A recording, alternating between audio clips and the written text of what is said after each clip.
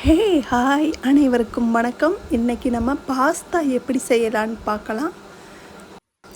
இப்போ தான் நீங்கள் ஃபஸ்ட் டைம் நம்ம வீடியோ பார்க்குறீங்கன்னா நம்ம சேனலை சப்ஸ்கிரைப் பண்ணிக்கோங்க. இது மாதிரி நிறைய வீடியோஸ் உங்களுக்காக போடுறேன்.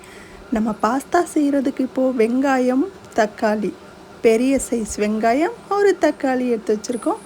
பாஸ்தாவை தண்ணியில் நல்லா கொதிக்கிற தண்ணியில் வேக வச்சு எடுத்து வச்சுருக்குறோம்.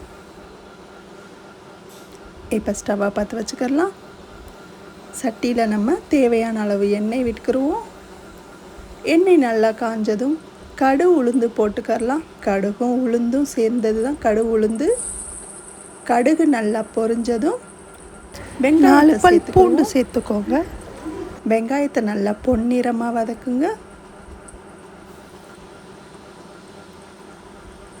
இப்போ நம்ம தக்காளியை சேர்த்துக்கரலாம். தக்காளியிலேருந்து தக்காளி சாஸ் வர்ற அளவுக்கு வதக்கணுங்க. தக்காளி பச்சை ஸ்மெல் வரவே கூடாது, நல்லா வதங்கணும். தக்காளி நல்லா வதங்கிருச்சு பாருங்கள்.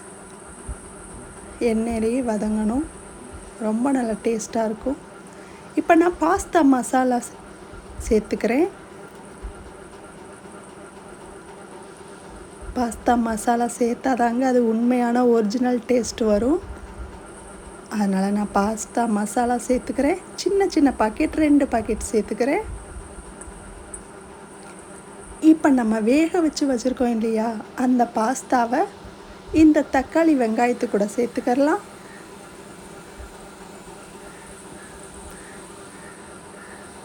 இது ஒரு புதுசான டிசைனாக இருந்துச்சு. பாஸ்தா சோளி இருக்கு இல்லையா, அது மாதிரி இருந்துச்சு. கொஞ்சமாக உப்பு சேர்த்துக்கோங்க. இப்போ நான் சோயா சாஸ் சேர்த்துக்கிறேன். கொஞ்சமாக டொமேட்டோ சாஸ் சேர்த்துக்கிறேன். கொஞ்சமாக மயோனஸ் சேர்த்துக்கிறேன். இதெல்லாம் சேர்த்தாதாங்க அந்த ஒரிஜினல் டேஸ்ட்டு நம்மளுக்கு கிடைக்கும். அதனால் அதையும் சேர்த்துக்கிடுவோம். பாருங்கள், அந்த மசாலா கூட இந்த பாஸ்தா நல்லா கலந்து வாசமும் நல்லா இருக்குது. பார்க்குறதுக்கே சாப்பிடணும் போல் ஆசையாக இருக்குது. நீங்களும் இது மாதிரி உங்கள் குழந்தைங்களுக்கு செஞ்சு கொடுங்க. ஈவினிங் டைமில் செஞ்சு கொடுத்தீங்கன்னா சாப்பிடுவாங்க.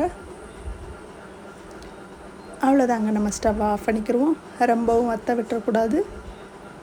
ஓரளவு ஈரப்பதம் இருக்கிற மாதிரி இந்த பாஸ்தாவில் இருந்தால் தான் நல்லாயிருக்கும். கொஞ்சம் பட்டர் சேர்த்துக்கோங்க. லைக் பண்ணுங்கள், ஷேர் பண்ணுங்கள். தேங்க்யூ. மீண்டும் ஒரு அடுத்த வீடியோவில் சந்திக்கிறேன்.